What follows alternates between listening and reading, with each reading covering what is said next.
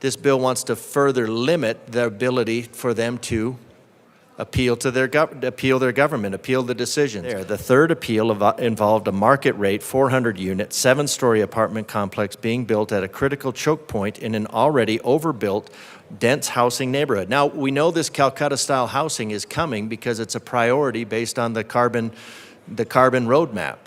So a lot of these things are being overlooked because the ideological purpose of max density housing that is being pushed in the state. The 106 appeals are very expensive and rarely done because of the expense.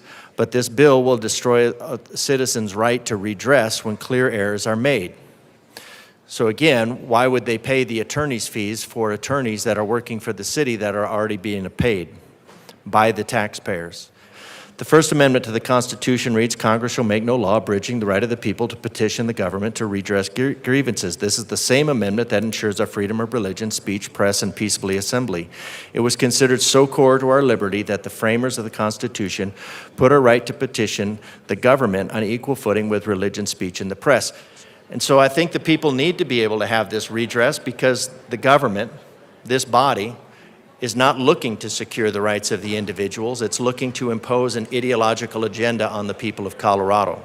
When people bought their property with certain zoning rules, they signed a contract. They entered into a contract with the government. Now, for the government to go back on that contract, it's just like a matter of any other contract law. The government doesn't just get to go and say, well, we have needs. We have needs for this land. We have needs to impose on your rights. The government is not formed, well, I mean, it wasn't intended to be formed, to maximize the amount of tax dollars you can extract from a given space. That is not a need of government. We are looking at legislation in this body without looking across the board at individual things to strip away occupancy limits, which is going to, in some cases, quadruple the price of homes.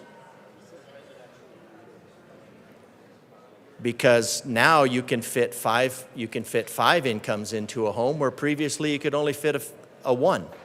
The solution to the 106 process is not to limit the citizen.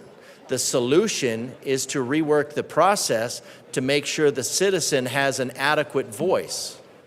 This bill is an effort to make the government less transparent. Make the government less transparent. I get the intent. It's to make government more efficient, but the government should not be more efficient in overriding the rights of its citizens. And the citizen is the one who gets to determine whether that right is being trampled.